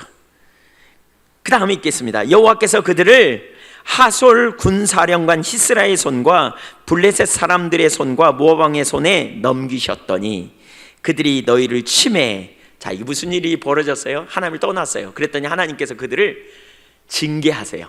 대적의 손에 넘겨주셨어요. 구원자 하나님을 잊어버리고 우상숭배하니까 넘겨주셨어요. 10절. 백성이 여호와께 부르짖어 이르되. 그랬더니 백성들이 부르짖어 하나님 살려달라고. 그러면서 뭐라 그러냐? 우리가 여호와를 버리고 바알들과 아스타롯을 섬김으로 범죄하였나이다. 그러하오냐 이제 우리를 원수들의 손에서 건져내소서. 그리하시면 우리가 주를 섬기겠나이다 하매. 회개하는 거죠. 부르짖고. 그랬더니 11절 보세요. 같이 읽죠. 시작. 여호와께서 여룻바알과 베단과 입다와 나 사무엘을 보내사 너희를 너희 사방 원수의 손에서 건져내사 너희에게 안전하게 살게 하셨거늘. 자, 이게 무슨 얘기예요? 하나님께서 그렇게 부르짖었더니 하나님의 종들을 보내셨어요. 여기 기드온, 여룻바알은 기드온을 가르치고요, 베단과 입다와 나 사무엘을 보내셨다 그랬어요. 여기 베단이라는 사람은 바락이라고 하는 그 드보라와 함께 사역했던 선지자, 그 사사거든요. 바락 선지자와 입다와 나 사무엘을 보냈다 그랬어요. 여기 입다라는 사람은 깡패 출신이고요. 그러니까 기생의 아들, 또 이런 사람들을 들어서 하나님께서 놀라운 역사를 이루셨어요. 자, 여기 일정한 패턴이 있습니다. 이게 사사기에 반복되거든요. 계속 반복돼요. 동일한 일들이. 5가지를 볼 수 있는데요. 첫째, 이스라엘은 구원의 하나님을 잊어버립니다. 이스라엘은 구원의 하나님을 잊어버립니다. 두 번째, 하나님을 떠나서 우상숭배를 합니다. 하나님을 떠나 우상숭배를 해요. 세 번째, 하나님께서 그들을 징계하십니다. 네 번째, 이스라엘이 부르짖고 회개합니다. 그러면 다섯 번째, 하나님께서 당신의 종들을 보내요. 그들을 건지세요. 그러니까 하나님을 잊어버리는 데서부터 시작이 돼요. 잊어버리면 우상숭배예요. 그러면 하나님께서 세 번째 뭐하냐? 징계하시고요. 징계해. 그들한테 막 어려움을 줘, 막 문제를 줘, 막 어려움이 와. 그러면 이제 그들이 회개하고 깨닫고 회개하고 부르짖지 하나님 앞에 용서해달라고. 그러면 하나님께서 당신의 종들을 보내가지고요, 그들을 다시 거기서 건져내세요. 이런 일들이 항상 일어났어요. 문제는 하나님을 잊어버리는 데서부터 왔어요. 그게 사사기 시대에 반복됐어요.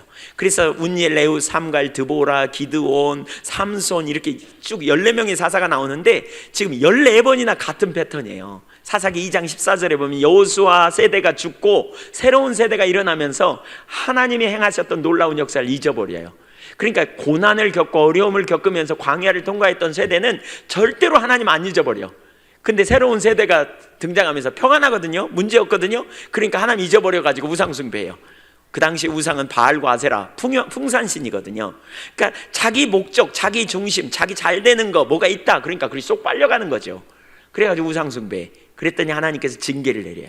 그러니까 그들이 살려달라고 막 구해요. 그러면 또 하나님의 선지자를 세워가지고 그들을 건져내요.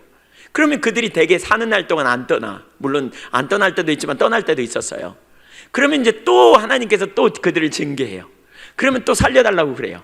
그러면 또 응답해 주셔. 그러면 또 떠나. 이런 패턴이 14번이나 반복됐어요. 그래서 14명의 사사가 일어났던 거죠. 계속. 얼마나 망각을 잘하는지 몰라요. 얼마나 잘 잊어버리는지 몰라요. 그들만 그랬까요? 아니에요. 오늘 우리도 비슷해요. 여러분, 왜 성경에 그런 이야기를 자세히 사사기에 보면 써놓은 줄 아십니까? 한 번만 쓰면 독하지 왜 또 쓰고 또 쓰고 또 쓰고 또 쓰고 그런 줄 아십니까? 그가 저와 여러분의 얘기이기 때문에 그래요. 제발 좀 깨달으라고. 제발 좀 깨달아 좀. 제발 좀 알아먹어라. 그런 거죠. 반복적으로 잊어버리는, 아주 잊어버리는데 우리도 다 선수가 됐어요. 그냥 하나님 은혜를 잊어버리는. 사실 이스라엘 백성들을 하나님께서 광야로 이렇게 오래 돌게 하신 이유가 그것 때문인 것을 볼 수 있어요. 그러니까 신명기 8장 2절에 보면 그런 표현이 있거든요. 여호와께서 너로 40년 동안 광야의 길을 걷게 하신 것을 기억하라. 그러면서 이는 너를 낮추시고 너를 줄이게 하시고 만나를 내게 주신 것은 사람이 떡으로만 사는 것이 아니요 하나님의 말씀으로 사는 줄을 알게 하려 함이라. 결국 하나님 때문에 하나님을 의지해야 네 삶에 승리가 있음을 깨닫게 하려고, 하나님이 승리케 하심을 알게 하려고 하시는 거야, 이렇게 말해요. 그러면서 8장 7절 이하를 보겠습니다. 몇 구절 좀 제가 읽어볼게요. 내 하나님 여호와께서 너를 아름다운 땅에 이르게 하시나니. 여러분, 광야가 끝이 아니고요, 마침내 하나님은 아름다운 땅에 이르게 하세요. 저와 여러분 하나님 다루실 때도요, 광야가 끝이 아니에요. 마침내 하나님은 우리를 풍요케 하세요. 그러면서 뭐라 그랬냐면, 그곳은 골짜기든지 산지든지 시내와 분천과 샘이 흐르고 밀과 보리의 소산지요 포도와 무화과와 석류와 감람나무와 꿀의 소산지라. 12절 14절까지 네가 먹어서 배부르고 아름다운 집을 짓고 거주하게 되며 내 소와 양이 번성하며 내 은금이 증식되며 내 소유가 다 풍부하게 될 때에 가나안으로 들어가면 이 풍부가 있어요. 풍요가 있어요. 잘 나간단 말이에요. 근데 문제는 그때 잊어버려 가지고 잘못될까? 그래서 14절 내 마음이 교만하여 내 하나님 여호와를 잊어버릴까 염려하노라. 잘 나가면요 우리가 잊어버려요. 어려웠던 시절을 잊어버린단 말이에요. 어려웠던 시기에 하나님께서 건지셨다는 사실을 잊어버리게 될까 봐 겁나서 하나님께서 이스라엘 백성들을 애굽에서 인도하자마자 홍해 앞으로 데리고 갔어요. 거기 막다른 골목이에요. 우린 죽었다고 생각할 만큼, 자기들의 힘이 안 통할 만큼. 그런데 그런 상황에서 하나님께서 홍해를 가르고 그들을 구원해 내시잖아요. 이야, 하나님이 구원자시구나, 이걸 깨닫게 하시는 거죠. 그 다음에 어디로 인도합니까? 쓴물 앞으로. 또 거기서 죽었다 그래요.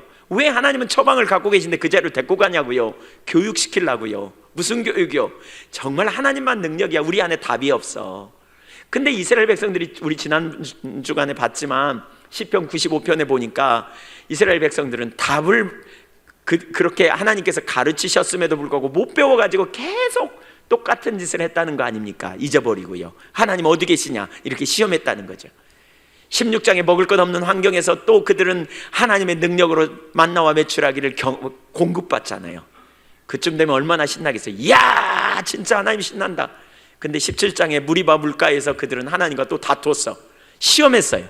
하나님 정말 계신 거 맞아?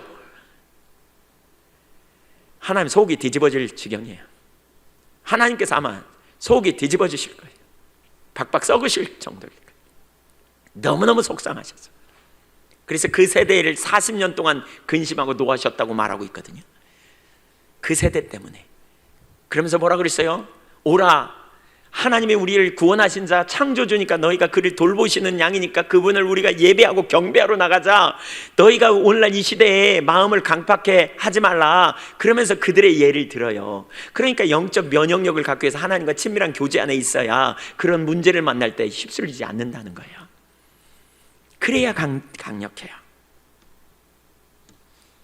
17절 이하를 보겠습니다. 그러나 네가 마음에 이르기를 내 능력과 내 손의 힘으로 내가 이 재물을 얻었다 말할 것이라. 내 하나님 여호와를 기억하라. 그가 내게 재물 얻을 능력을 주셨음이라. 이같이 하심은 내 조상들에게 맹세하신 언약을 오늘과 같이 이루려 하심이니라. 네가 만일 내 하나님 여호와를 잊어버리고 다른 신들을 따라 그들을 섬기며 그들에게 저강하면 내가 너희에게 증거하노니 너희가 반드시 망할 것이라. 여호와께서 너희 앞에서 멸망시킨 민족들과 같이 너희도 멸망하리니 이는 너희가 너희 하나님 여호와의 소리를 청종하지 아니함이니라. 하나님 떠나면요 하나님 음성도 안 들어요. 그래서 심각해요. 여러분, 영적인 면역력이라고 제가 그렇게 표현하죠. 하나님과 친밀한 교제가 안 되면, 자기중심으로 돌아가면요 하나님과 친밀한 교제를 놓치고요 실패한다니까요. 그래서 반복해서 말씀하죠. 하나님을 잊으면 교만해져요. 그래서 어떤 사람은 그런 사람이 있어요. 한때 어려움을 당하고 문제를 만나고 그랬음에도 불구하고, 또는 그런 어려움이나 문제가 없이도 지금 잘 나가. 그러면 어떻게 생각하냐? 그래도 내가 잘해서 잘 나가지. 무슨 하나님의 은혜이긴 하지만 그래도 내가 잘했으니까 그렇지. 그러면서 자기를 바라보고 자부심과 우월의식을 빠져요.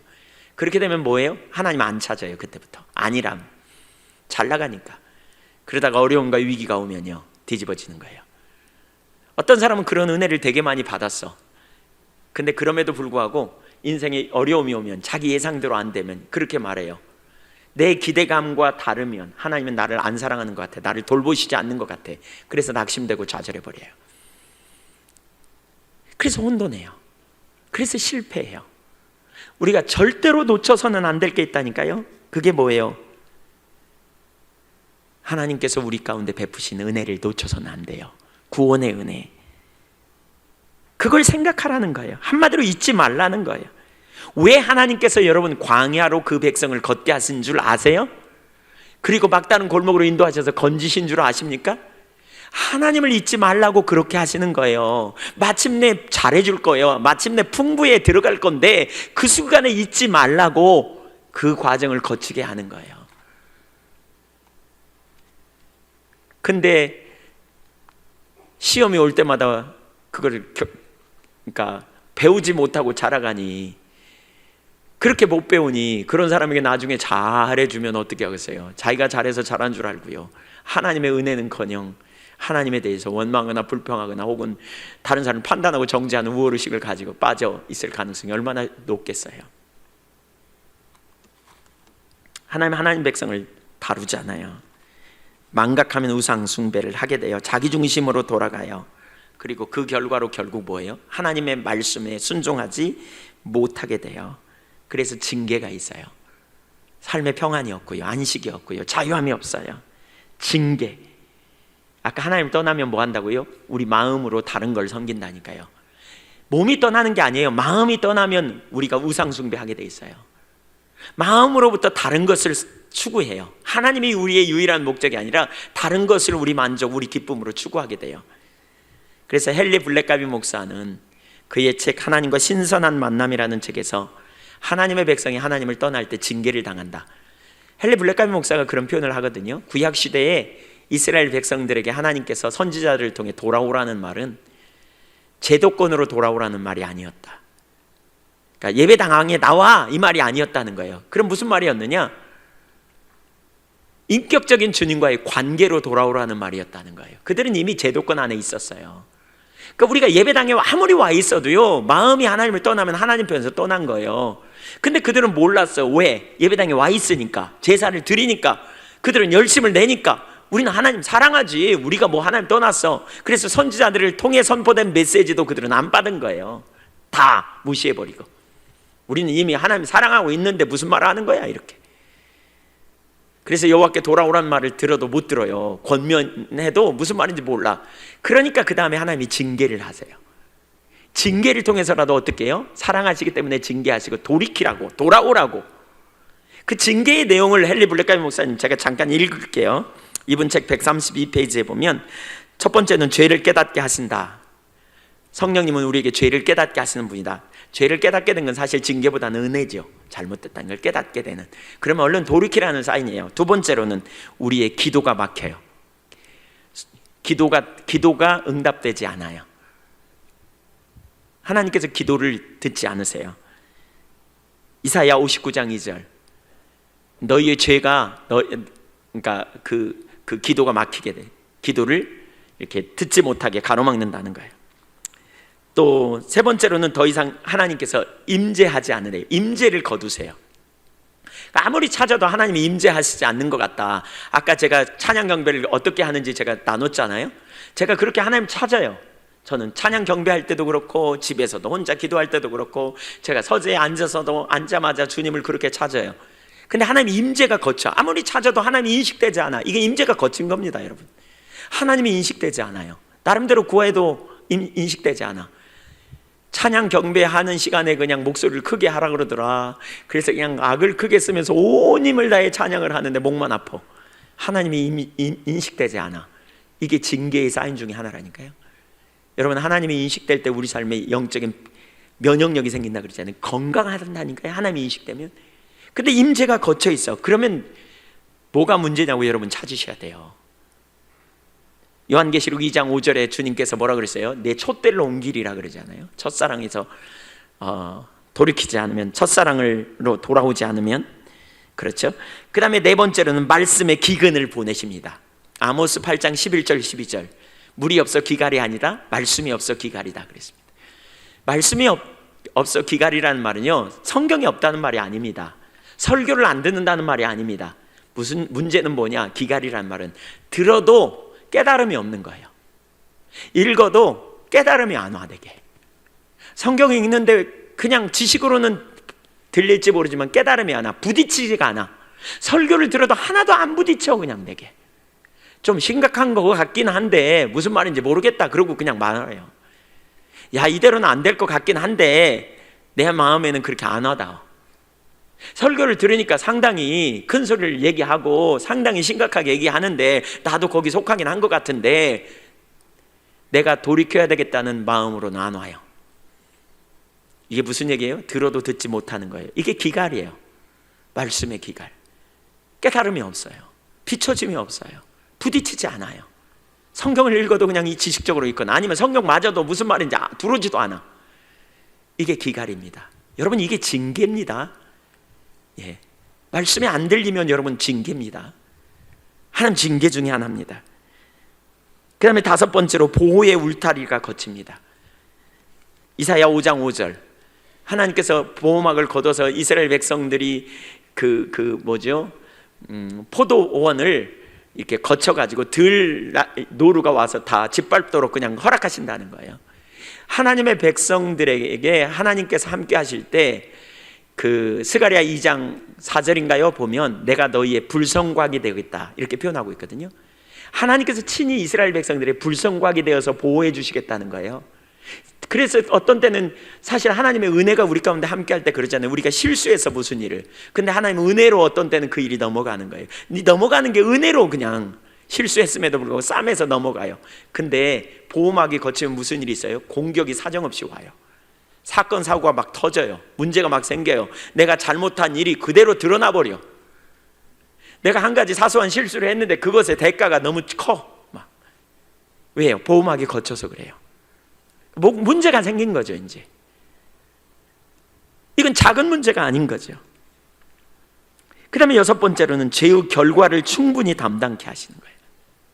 지은 대가대로 철저하게 대가를 지불하는 거예요. 이제 하나님께서 은혜로 보호하시고 지키실 때는 그게 싸매지고 그게 두리뭉실 넘어갔는데 죄의 결과를 충분히 담당케. 예레미야 7장 13절부터 15절까지 죄의 결과를 담당케 해요. 예레미야 7장 13절부터 15절. 그 다음에 마지막으로 멸망시키거나 제거하십니다. 누가복음 29장 43절 44절. 하나님께서 그 백성을 징계하시는 이유가 뭐냐면 그 백성을 돌이키게 하기 위함이에요. 회복시키기 위해. 그러니까 이런 부분을 생각하라는 거예요. 징계가 이스라엘로 부르짖게 하셨고 구원하기 위해 하나님은 당신의 종들을 세우시고 보내셔서 저들을 구원해내셨어요. 우리는 내가 혹시 지금 하나님의 징계 가운데 있지 않은지를 스스로 살펴봐야 돼요. 내가 혹시 하나님의 징계 아래 어떤 부분이 노출되어 있지 않은지 생각해 봐야 돼요. 내가 그 자리에 있다면 하나님 뭐가 문제인가 찾으셔야 돼요. 여러분, 예, 우리가 집중적으로 찾으셔야 됩니다. 그리고 돌이켜야 합니다. 예, 하나님께로 돌이켜야 합니다. 생각해 보십시오. 영적인 면역력이 우리 가운데 있으려면 생각해야 합니다. 두 번째를 살피고 있습니다. 동일한 죄를 범하는 그 시대 이스라엘 사람들. 왜 우리말에 그런 말 있잖아요. 그 애비의 그 자식이다, 뭐 이런 표현. 이 말은 좋은 일이 있을 때 그렇게 말하는 게 아니라 아주 나쁠 때 그 얘기 하잖아요. 그렇잖아요. 상당히 충격적인 말이에요. 근데 지금 이스라엘 백성들이 그래요. 조상들이 했던 것처럼 자녀가 동일하게 그 후손들이 그렇게 해요. 그걸 지금 설명하는 거예요. 너희 조상들이 이런 모습을 보였다. 그래서 하나님을 망각하고 너희 조상들이 하나님 떠났다. 그래서 이런 악순환이 계속 반복됐지 않냐. 그게 사사기에 나오는 전체 내용이에요. 자기 소견에 옳은 대로 행해가지고 문제가 된. 근데 사무엘 시대에 지금 사무엘의 설교를 듣고 있는 청중들도 동일한 오류를 범하고 있어요. 우선 사무엘을 통해 그들은 엄청난 은혜를 경험했잖아요. 미스바에서 회개할 때 하나님께서 그들을 구원해내시고요. 그렇죠? 놀라운 역사를 체험했단 말이에요. 얼마 전에. 그런데 그걸 망각하니까, 그 은혜를 망각하니까 지금 이들이 위기가 오자 인간적인 인본주의적인 방법을 택해서 가버립니다. 12절과 13절 같이 한번 읽을까요? 시작. 너희가 암몬 자손의 왕 나하스가 너희를 치러 옴을 보고 너희의 하나님 여호와께서는 너희의 왕이 되심에도 불구하고 너희가 내게 이르기를 아니라 우리를 다스릴 왕이 있어야 하겠다 하였도다. 이제 너희가 구한 왕, 너희가 택한 왕을 봐라. 여호와께서 너희 위에 왕을 세우셨느니라. 한마디로 말하면 뭐예요? 너희 다 똑같아. 너희 다 똑같은 사람들이야, 그 말이에요.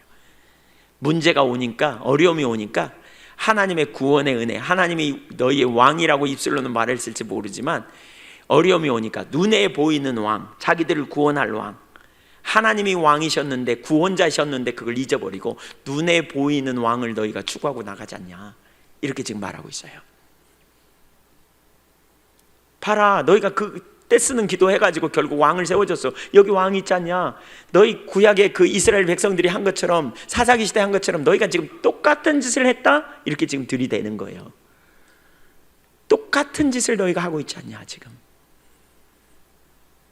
봐라, 이게 얼마나 심각한 죄인가 봐라, 이렇게 지금 말하는 거예요. 여러분, 우리가 기억할 사실이 있어요. 하나님의 은혜를 잊으면 인본주의가 우리 가까이 있다니까요.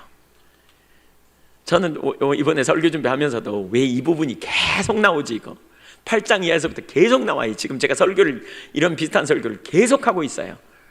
왜 이렇게 반복적으로 나올까? 그만큼 중요하기 때문에 그래요. 그래서 지난주에 우리 그랬잖아요. 기본을 잊으면, 기본으로 돌아가야 되는데 기본을 잊으면 우리가 하나님을 버리고요, 하나님 떠난다니까요. 정확하게 지금 그걸 말하는 거예요. 그들이 기본을 잃었어요. 뭘? 하나님이 구원자라는 사실을 놓쳐버렸어요. 하나님이 그들의 왕이라는 사실을 놓쳤어요. 하나님이 그들에게 생명이라는 사실을 놓쳤어요. 그러니까 하나님이 안 보여요. 그러니까 뭐예요? 인본주의로 돌아가요. 인간적인 방법으로 돌아가는 거예요. 이게 매우 심각한 죄를 범하는 거예요. 이게 얼마나 끔찍한 죄인지 몰라요. 우리는 어떨 것 같으세요, 여러분?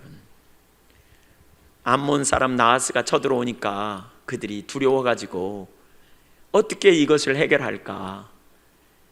그들이 깨어 있었다면, 그들이 망각하지 않았더라면 어떻게 했을까요? 하나님을 찾아 나갔겠죠. 하나님, 약한 자와 강한 자 사이에 도울 분은 하나님뿐이십니다. 역대하 20장에 보면 여호사밧 임금은 그렇게 하나님을 찾아 나가거든요.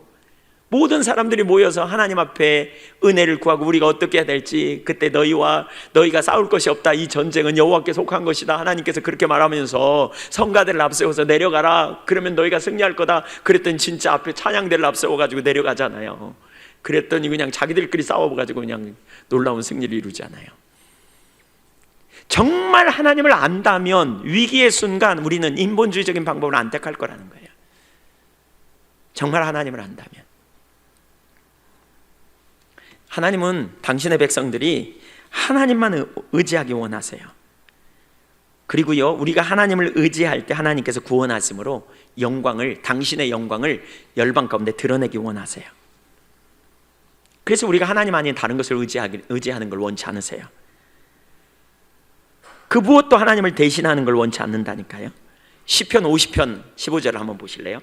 15절, 자 보세요. 하나님이 우리 가운데 어떻게 영광을 받으시는지를 알 수 있어요. 시작. 환난 날에 나를 부르라. 내가 너를 건지리니 네가 나를 영화롭게 하리로다. 하나님을 영화롭게 하는 게 뭐냐? 환난이 올 때 하나님을 의지해서 부르라는 거예요. 인본주의적인 방법 하지 말고, 다른 사람 의지하지 말고, 방법 찾지 말고, 사람 의지하다가 실망하지 말고 하나님 찾으라는 거예요. 그러면 하나님께서 건져주시겠다. 그걸 통해서 하나님의 이름을 높이고 하나님을 찬송할 거라는 거예요. 여러분, 하나님의 백성이 이렇게 하나님 위기의 순간에 하나님을 찾고 구하면 하나님께서 그 백성을 건져내실 때 세상이 우리를 주목하다가 하나님이 능하신 역사로 건져냈음을 보고 세상이 하나님을 찬양하는 자리로 가게 될 거라는 거예요. 우리가 의도적으로 하나님을 향해 나갈 때 그분은 우리의 삶을 간섭하세요. 그리고 공급하세요. 그리고 인도하시고 깨닫게 하세요. 왜요? 세상이 우리를 지켜보거든요. 그래서 세상 가운데서 우리를 통해 이루시는 일을 보면 세상 사람들이 하나님을 영화롭게 하기 원해서 그렇게 하나님은 우리를 인도해 가신다고요. 그래서 우리가 하나님께 부르짖지 않는 것은 곧, 하나님을 의지하지 않는 것은 곧 하나님의 영광을 가로막는 일인 것을 우리는 기억해야 돼요. 우리가 자주 눈을 돌리는 것이 뭐가 있는가요? 그 중에 하나는 뭡니까? 우리의 필요를 채우시는 하나님을 신뢰하기보다 인간적인 방법을 찾으려고 하는 거죠. 물질의 필요를 위해 하나님의 약속을 기다리기보다 인간적인 수단과 방법을 찾아서 해결하려는 자리로 나아가는 경우가 얼마나 많은지 몰라요. 성경에는 수도 없이 약속이 있어요. 빌립보서 4장 19절 한번 같이 읽죠. 큰 소리로 한번. 빌립보서 4장 19절. 예, 시작. 나의 하나님이 그리스도 예수 안에서 영광 가운데 그 풍성한 대로 너희 모든 쓸 것을 채우시리라. 믿으십니까? 믿으십니까? 하나님이 여러분의 필요를 채우실 걸 정말 믿으십니까? 예. 필요를 채우시는 하나님을 믿음으로 신뢰하는 것. 고린도후서 9장 8절에도 말합니다. 하나님이 능히 모든 은혜를 너희에게 넘치게 하시나니, 은혜를 넘치게 부어준다는 거예요. 이는 너희로 모든 일에 항상 모든 것이 넉넉하여 모든 착한 일을 넘치게 하게 하려 하심이니라. 하나님의 백성이 의지할 수 있고 의지해야 하는 약속들이 성경에 무수히 많습니다. 우리가 하나님의 약속을 의지할 때, 하나님께서 그 약속에 기초하여 역사하실 때에 결과적으로는 하나님께 영광이 됩니다.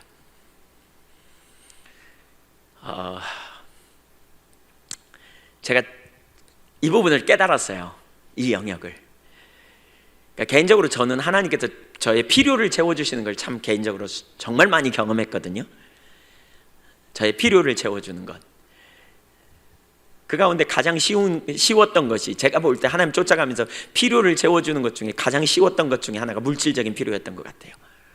교회를 섬기면서도 그렇고 필요를 하나님께서 기가 막히게 채워가시는, 개인적인 삶에서도요. 어떤 때는 입만 열어도 뭐 먹고 싶다 그러면 어김없이 그날 아니면 며칠 안에 이렇게 그런 필요를 채워지는 역사를 경험하는. 근데요, 제가 기도할 때 하나님께서 저에게 그런 감동을 많이 주셨어요. 약속을, 내가 너의 필요를 채울 거라고. 그래서 저는 물질적인 필요만 채울 거라는 생각을 가졌어요.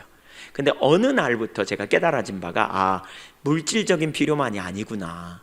하나님은 내 삶의 모든 영역의 필요를 채우시는 분이구나. 은혜가 필요할 때 은혜를 부으시고, 누군가 전문적인 지식이 필요할 때 전문적인 사람을 제게 붙이시고, 누군가 돕는 손길이 필요할 때 돕는 손길을 저에게 붙여주시고, 교통편이 필요할 때 교통편을 붙여주시고, 모든 필요, 모든 영역에서 주님이 내 필요를 채워주시는 분이시라는 사실을 제가 깨닫게 됐을 때요, 제 맘 안에 너무너무 놀라운 담대함이 부어지더라고요. 제가 다른 사람을 위해 기도할 때도 그런 감동을 가끔 주세요. 내가 너의 모든 필요를 채울 거라고. 근데 제가 볼 때는 그분이 그 말의 의미를 이해하는지는 잘 모르겠어요. 하나님이 우리의 모든 필요를 채워주신다는 약속을 주시지만 그 필요를 채우실 거라는 사실을 그분이 받아들이는지는 잘 모르겠어요. 제가 눈 뜨고 설명해 주고 싶지만 설명해 준다고 이게 알아들을 수 있는 게 잘 아니기 때문에, 사실 여러분, 하나님은 우리의 모든 필요를 채우시는 분이세요. 믿으십니까? 저는 십자가를 보면서 이게 더 분명히 보여요. 우리의 필요 중에 최고의 필요가 영혼 구원이거든요. 우리가 죄인으로서 우리 스스로 구원받을 능력이 없기에 하나님의 아들이 오셔서 나의 모든 죄를 영단번에 깨끗게 하시고 나의 영원한 처방이 되셨어요. 구원자가 되셨다고요. 그분이 나의 처방이 되셨어요. 내가 알기도 전에, 내 스스로 어떻게 해볼 수도 없는 순간에, 내가 그 필요를 알기도 전에 2000년 전에 나를 위해 완전한 처방이 되어주신 분이에요. 여러분, 여러분의 필요를 여러분 자신은 잘 몰라도 주님은 아신다는 사실을 믿으십니까? 예. 여러분이 알고 계시는데 주님이 모르신다고 생각하십니까? 그렇지 않습니다. 하나님은 여러분의 모든 필요를 아실 뿐만이 아니라 여러분의 필요를 기꺼이 채워주시기를 기뻐하시는 분이시라니까요.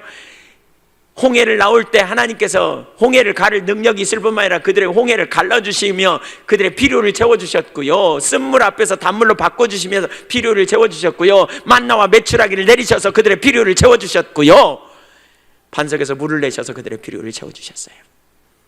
문제는 뭐냐? 우리가 구원의 하나님을 잊어버려서 그래요. 그 하나님을 잊어버리면 우리가 어떻게 돼요? 하나님을 의지하기보다는 눈에 보이는 사람을 의지해요, 환경을 의지해요. 저도 개인적으로 지금 제가 딱 이 자리에서 제 신앙을 뒤로 돌이켜보면 인본주의로 행했던 적이 엄청 많습니다. 제가 주님을 잘 모르고 인본주의로 간 적이 엄청 많습니다. 근데 앞으로는 안 가려고요. 어떤 순간 이후에는 별로 많이 안 갔던 것 같아요. 저는 사람들에게 제 필요를 나누려고 하지 않습니다. 왜냐하면 주님이 제 필요를 채우실 걸 알기 때문에. 내가 노력해가지고 그 필요를 얻어내려고 노력하지 않습니다. 왜냐하면 주님이 저의 필요를 저보다 더 잘 아시는 분이니까요. 그것은 인본주의입니다.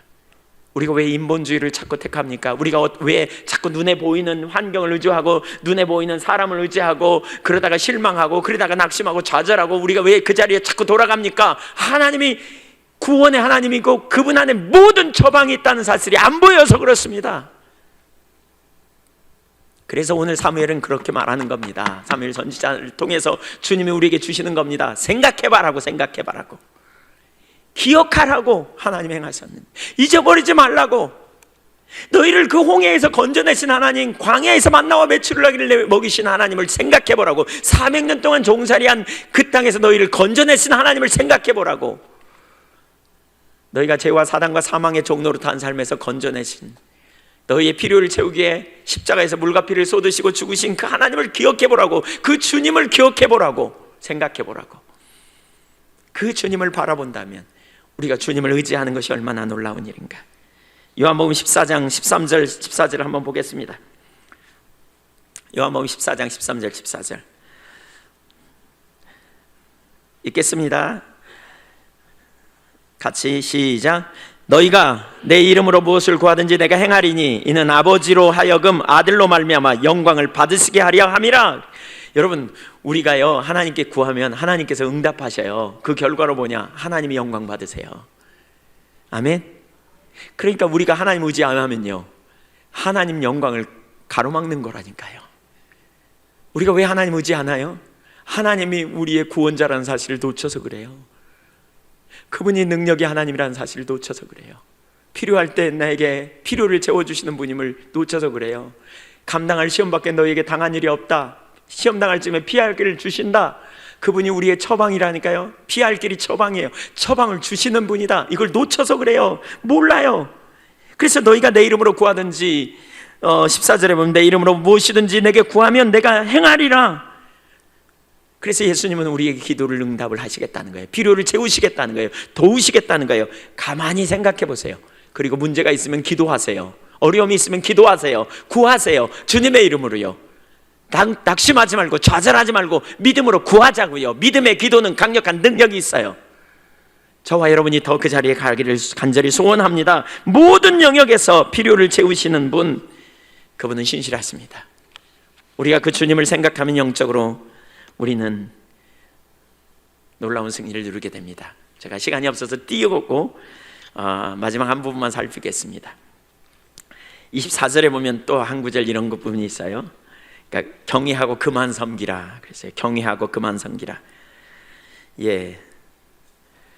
14절 15절에도 그러니까 그 순간에 해야 될, 마지막에 해야 될, 그러니까 우리가 하나님을 떠나고 잘못돼서도요 그 순간에 깨닫고 돌이켜야 될 자리가 있어요. 그러니까 14절 15절은 이렇게 내내 설교하다가 이제 방향을 제시하는 거예요. 너희가 마지막으로 할 일이 있어. 너희가 이렇게 죄를 범했지만 해야 될 일이 있어. 그게 뭐냐? 14절 15절 같이 한번 읽을까요? 시작. 너희가 만일 여호와를 경외하여 그를 섬기며 그의 목소리를 듣고 여호와의 명령을 거역하지 아니하며 또 너희와 너희를 다스리는 왕이 너희 하나님 여호와를 따르면 좋겠지만 너희가 만일 여호와의 목소리를 듣지 아니하고 여호와의 명령을 거역하면 여호와의 손이 너희의 조상들을 치신 것 같이 너희를 치실 것이라. 14절에 이렇게 말해요. 너희가 만일 여호와를 경외하여 그를 섬기면, 하나는 여호와를 경외하고 하나님만 섬기라는 거예요. 두 번째는 뭐라 그랬어요? 그의 목소리를 듣고 명령을 따르라는 거예요. 너희 왕들도 그렇고 너희도 그렇게. 그러면 너희가 승리할 거다. 그렇지 않으면 망할 거다. 이렇게 말하는 거예요. 이건 조건적입니다. 하나님 우리를 사랑하십니다. 그런데 우리가 하나님을 사랑하고 하나님을 경외함으로 그를 섬기면 하나님께서 우리를 붙들어 주시겠다는 거예요. 여기 하나님을 경외한다는 말은 두려워한다는 말입니다. 하나님을 두려워한단 말입니다. 사실 하나님을 두려워하는 의식이 우리에게 필요한 것은 하나님을 두려워해야 죄를 두려워하거든요. 죄 짓는 걸 우리가 무서워해요. 시간이 없어서 지금 그 부분을 살펴보기 어렵겠는데, 하나님은 하나님의 백성이 경외함을 갖게 하려고 임재하십니다. 자주 출애굽기 20장에도 나오고요, 오늘 본문에도 나와요. 16절 이하에 하나님께서 그곳에 임재의 사인을 보내요. 비가 오지 않는 시기에 비를 보내어달라고 기도했더니 비가 와요. 우레가 오고 천둥이 치고. 그러니까 그들이 19절에 뭐라 그런 줄 아세요? 우리를 제발 살려달라고 그럽니다. 하나님의 임재의 사인이 있어요. 그래서 뭐예요? 죄가 얼마나 무서운가를 그들로 깨닫게 하시는 거예요. 누가복음 5장에 베드로도 하나님의 임재를 경험하잖아요. 자기 경험으로는 도저히 안 되던 밤새 그물질했지만 한 마리도 못 잡았는데, 그 다음날 주님이 오셔서 깊은 데로 던지라고 자기 상식을 깨뜨리는 그러한 그물질을 하라고 했을 때 그가 순종해 보니까 그물이 찢어질 만큼 잡혔어요. 그가 죄인이라고 고백해요. 하나님의 임재가 사실 우리 가운데 필요해요. 저는 이런 생각을 정말 많이 해요. 어떤 사람의 신앙이 성숙되려면 반드시 한 번은 이런 임재를 경험해야 된다고 봐요. 이런 임재가 필요해요. 그래서 저는 부흥이 우리 가운데 와야 돼요. 하나님께서 영광으로 우리 가운데 임하시기를 간절히 소원합니다. 정말 주님을 만나서 확 뒤집어지는 경험이 있어야 돼요. 그런 임재가 있으면 좋겠어요. 우리 다음 세대를, 우리의 자녀들을 위해 정말 그런 부흥으로 강력하게 능력으로 경험하는 은혜가 그들 가운데 부어져야 돼요. 그렇게 주님 만나면 삶이 바뀌어요. 달라져요. 왜 우리가 술에 술 탄 듯 물에 물 탄 듯 그러냐면 주님을 몰라서 그래요. 이러한 역사가 우리 가운데, 제가 그래서 오늘 설교 준비하면서 고민하다가 주여 예안교회도 기대합니다, 이렇게 주여 역사하옵소서, 이렇게 마지막으로 뭐라 그랬어요? 그러면서 그를 섬기라 그랬어요. 24절에 보면 진실이 다만 그를 섬기라 그랬어요. 다만 그에게 그를 진실이 섬기라 그랬어요. 하나님 섬기라는 말은 뭐예요? 하나님을 택하라는 거예요. 여러분, 회개는요 잘못했어요 이렇게 말하는 데서 끝나지 않아요. 회개는요 행위로 가야 돼요. 회개는 조정과 순종으로 가야 돼요. 그건 뭐냐? 곧 하나님을 내 인생에서 하나님을 택하는 거예요. 이 말의 의미가 뭐냐면 하나님이 나의 왕이요, 하나님이 나의 통치자란 말이에요. 하나님이 기뻐하시는 길로 내 삶을 조정해 가는 거예요. 여러분, 하나님이 여러분의 왕이라고요. 그렇습니까? 맞습니까? 그 자리로 가야 돼요. 그것이 회개예요. 하나님의 주권자시라면 인정하고 그 앞에 삶을 조정하고 서셔야 돼요. 그래야 근본적인 변화가 일어나요. 하나님이 나의 왕이라니까요. 하나님이 나의 생명이라니까요. 하나님이 나의 능력이시라니까요. 그분 앞에 가야 돼요. 그래야 능력이 있어요. 그래야 소망이 있어요. 그래야 실패하지 않아요. 그래야 넘어지지 않아요. 그때 가장 중요한 자세 중에 하나는 진실이 섬기라 그래요. 진실이 뭐예요? 진실이 정직한 거예요. 사실대로는 안 하는 거예요. 우리 찬양하면서 주님 사랑해요, 주 나의 왕, 이런 찬양하면서, 혹은 내게 있는 모든 것을 아낌없이 드리네, 우리 헌금하면서 이 찬양하잖아요.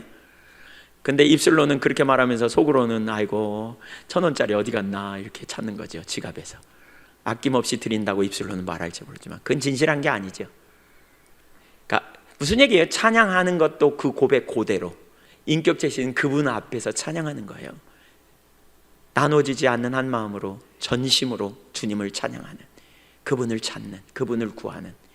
아직 준비가 안 됐으면 준비가 안 됐다고 말하는 게 정직해요. 은혜를 부어달라고요. 그러면 은혜를 부어주세요. 하나님 우리를 새롭게 하세요. 정직한 건요, 주님 앞에 내 마음 그대로를 가지고 가야 돼요. 안 그런 것처럼, 이게 외식이에요. 안 그런 것처럼 하지 마세요. 믿음이 없으면 없다고 말하세요. 하나님 앞에. 하나님, 제가 하나님 잘 모르는 것 같아요, 이렇게 말하세요. 그게 은혜, 그게 진실한 거예요. 그런 자들에게 하나님 은혜를 부으세요. 그런 자들에게 하나님 은혜를 부으세요. 하나님의 길을 선택하세요. 하나님을 주권자로 여기시고 거기에 놀라운 승리가 있어요. 그렇게 될 때 우리 삶에 정말 놀라운 능력이 있더라고요. 한 구절만 보고 마칠게요. 예레미야 29장 11절부터 14절.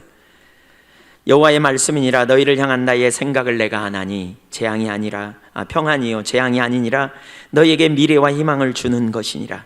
너희가 내게 부르짖으며 내게 와서 기도하면 내가 너희들의 기도를 들을 것이요 너희가 온 마음으로 나를 구하면 나를 찾을 것이요 나를 만나리라. 이것은 여호와의 말씀이니라. 나는 너희들을 만날 것이며 너희들을 포로된 중에서 다시 돌아오게 하되 내가 쫓아 보내었던 나라들과 모든 곳에서 모아 사로잡혀 떠났던 그곳으로 돌아오게 하리라. 이것이 여호와의 말씀이니라. 온 마음으로 주님을 찾으면 주님이 임하세요. 영적 면역력, 영적으로 건강하기 원하십니까? 이렇게 주님을 찾으십시오. 여러분이 주님을 이렇게 찾으면 반드시 주님은 만나 주시겠다고, 우리에게 평안을 주시겠다고 말씀하고 있습니다. 오늘날 많은 사람은 육체의 건강을 위해 면역력 뭐 이런 얘기 되게 많이 합니다. 몸에 좋은 거 찾으러 온통 관심 갖고 있습니다. 그런 얘기 나오면 그냥 침을 튀기면서 얘기합니다. 그런데 영적 건강은 어떤지 생각해 봐야 합니다. 몸 면역력을 잘 갖춰 건강하십시오. 오래 사십시오. 의미 있는 삶을 사십시오. 하나님 나라와 영광을 위해 우린 그렇게 살아야 합니다. 그러나 영적인 건강이 없으면 육신의 건강이 아무런 도움이 되지 않습니다. 육신의 건강, 아무리 건강해도 영적으로 면역력이 떨어지면 우리는 세상에서 살면서 죄악, 쾌락, 하나님 기쁘시게 하는 삶은커녕 온갖 어둠 가운데 동조하는 자리에 설 수밖에 없다는 사실을 염두에 두십시오. 생각하십시오. 그리고 하나님을 경외하십시오. 그리고 하나님을 섬기십시오. 생각은 중요합니다. 어떤 생각을 가져야 될지 특별히 잊어버리면 놓치게 됩니다. 저와 여러분이 진실히 하나님만 섬기도록 선택하는 그러한 믿음의 종들이 되기를 간절히 소원합니다. 기도하겠습니다.